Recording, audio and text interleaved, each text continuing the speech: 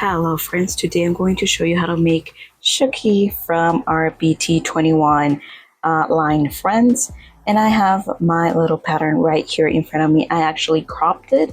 I will always leave down below in the description the Pinterest pin that I'm following because that's where I usually get my patterns, but I cropped it and made it to my liking for my the rest, so it matches the rest of my tapestries. My tapestries, I made them 33 by 37, so that's what I did. I cropped it, and I don't know if you can see the little dots right here of my crazy thing that I did. I know it's absolutely ridiculous, but I cropped the little hands of Shooky. I cropped them so they can fit into the frame that I made them to be, because just a 33 by 37 was not cutting it. It was a little too wide for my pattern, and I just cropped it. Needless to say, you can do the same. You can make it even bigger or even smaller, of course altering the pattern itself, and it's a handful. It's a handful, but if you persevere and if you know what you're doing, you'll absolutely get your dream tapestry if you like. Anyway, so we're going to chain 33 because we're going to use the only acceptable stitch that I use for my tapestries, which is a Tunisian simple stitch. That is the only acceptable stitch that I use from now on, because it's very simple. It gives you like a knit tapestry. It uses traditional crochet or your regular crochet with knitting, so we use just one long crochet hook, which is a Tunisian crochet hook. You can get this in Amazon or in craft store. You can always get away with using your regular crochet hook and attaching a little a little lace, even a little piece of yarn to the end of your crochet hook. But yeah, we're going to use Tunisian simple stitch, and I'm only going to show you how to make these two first rows because it takes a little bit of time. I do apologize for that, but it takes a long time to make these tapestries. With Tunisian simple stitch, you do take a little bit longer because for one row you do twice, like you go forwards and then you go backwards. I'll show you that in a little bit, but as of right now, we're going to chain 33 and we're going to start with our little tapestry. So we're gonna get started. We're going to work onto the back side of our chains. We're going to turn our chains onto the back, and we're going to work onto these loops right here, the back loops that actually connect your chains. We're going to work onto those. This very first stitch we're going to skip, and we're going to go straight to the second one. We're going to insert our hook, yarn over, and pull. Just like so, we're just going to yarn over and pull. If there is a little tip that I can tell you guys, is to make your chains nice and loose, so you do not have to struggle with inserting your hook and making a little bit of a mess. But it should be looking like so. And we're going to go all the way down our row. So now that your hook looks just like mine, if it looks just like this, try to make your stitches a little bit nice and loose so it doesn't curl your project. Your project will tend to curl up like so, like a little napkin. And to avoid that, we just make your stitches nice and loose. Anyway, so we're going to do our second step for this row. We're going to do our return pass. For that, we're going to chain one onto the very last stitch, just like so. We're going to grab our yarn and pull through two of our stitches.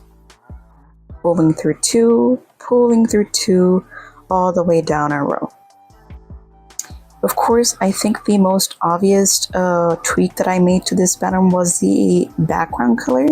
You can always change the colors to your liking or to whatever you have, because actually this color brown right here, which is kind of like a burnt brown, I don't have anything like that on my stash, but I do have this very dark wine color, which I am hoping, I'm really hoping that it kind of creates the same illusion that the pattern is giving. So needless to say, you can work with whatever you have or whatever you don't have. You can accommodate for it and tweak your pattern to your liking. And like I did, I just changed my background color to a different background color. I do like that blue, but I already used it on my cookie tapestry, and I figured that since I have a lot of this, blood, this dark blood red, I'm going to use it on the fairly smaller character of the BT21 line, because Shooky is pretty small, and we're trying to make a cute tapestry, but without using a whole stash of blue that I really don't have anymore.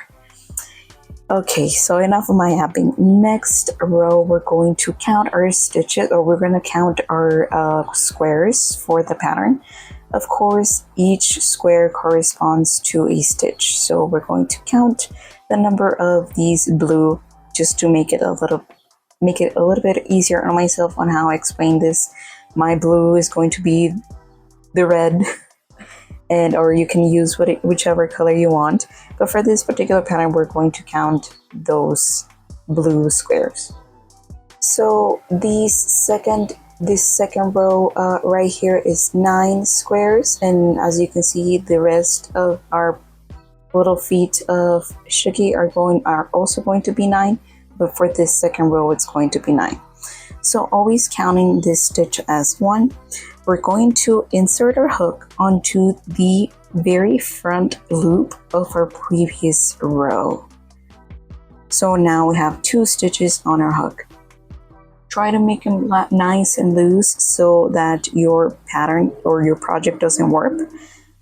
And again, we're going to insert our hook onto that front loop only of her previous row.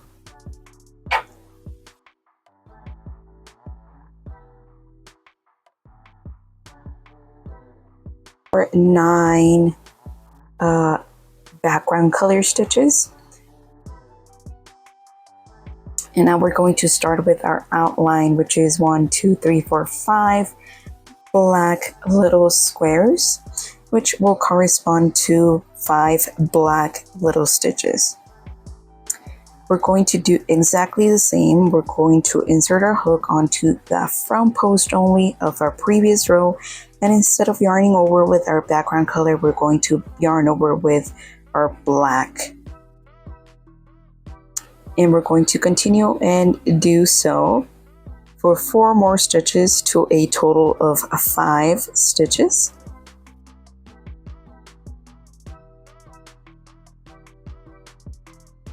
Just like so.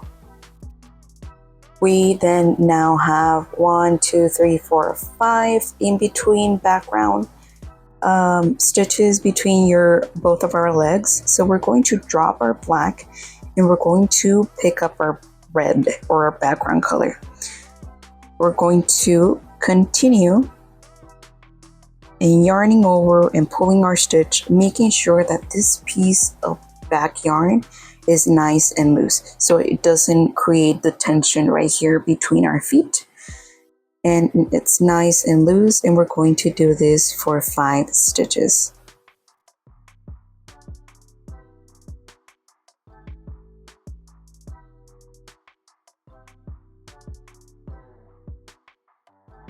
Again, we now have our second outline of our second feet of our next little feet, and we're going to do exactly the same, pulling or yarning over with our black, making sure that in between our 2 little feet you have this back piece of yarn that is nice and loose. If you would rather make it easy on yourself and not worry about tension, you can always introduce a second piece of like cake of black piece of yarn, like a separate cake from your main cake. so you don't have to worry about the tension in between your layers.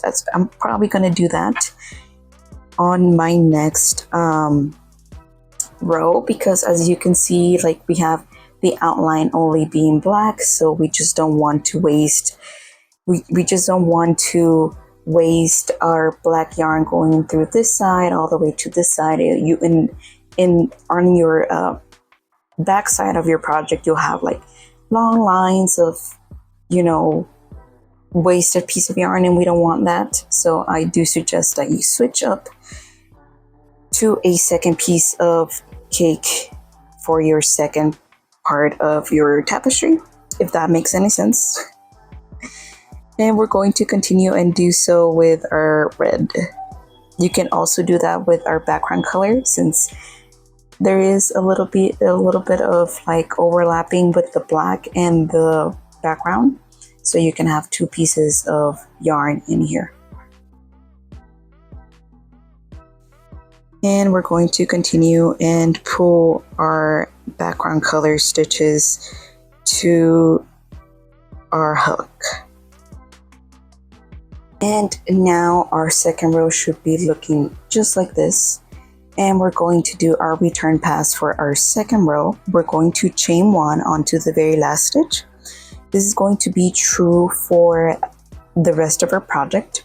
Also, this forwards of inserting our hook only onto that front post of our previous row is going to be true for the rest of our project. I do apologize I didn't mention that, but it's going to be like our repeat for the rest of our project. We're going to grab our yarn and pull through two of our stitches, and pull through two, and I'll show you where we're going to stop to change our colors, which is going to be right here. This is a little rule that we have with Tunisian simple stitch. If you have two different color stitches in your hook, you always use that second color stitch to pull through both of your stitches. So we're going to drop our red. We're going to pick up our black, and we're going to pull through that red and through that first black stitch. And we're going to pull through two. That same rule applies, but since we have the same color stitch, so we don't really change our colors, right? Until we get to our color change. Two different color stitches means that we use that second color stitch to pull through. We're going to drop our black. We're going to pick up our red, or our background color, and we're going to pull through that black stitch and through that very first red stitch. Also making sure that this little piece of yarn right here is nice and loose on the back.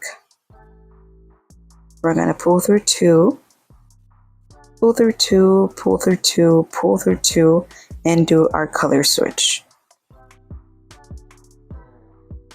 Always, always, always leaving that little piece of back yarn nice and loose. We continue to pull and continue to pull. We do our color switch, adjusting our tension, and we continue to pull all the way down our row. And this is actually all that I'm going to show you, because this is really all you need to know for your Tunisian simple stitch. You now know the basics of how to make an entire project, how to introduce a color, how to just change your colors when doing your stitch. And this is all you need to know for a beautiful tapestry. Of course, always down below in the description, I'll leave the link of a Pinterest pin that I'm following. And somewhere in this video or somewhere in this screen, I'll leave the actual uncut, uncropped, nothing done to the pattern, so you can crop it to your liking, or reduce it or change the background color. It's going to be a little bit different than what I am showing you guys on screen. It's just a little bit wider and just a little bit a little bit bigger piece than I intend to make. And of course, you can always stick around for the time lapse that I will leave for you guys on how I make this tapestry. I do apologize, it is not a full tutorial, but of course, if you would like a full tutorial, I can always make time to do row by row with you guys. But as of right now, happy crocheting and good luck with your tapestry.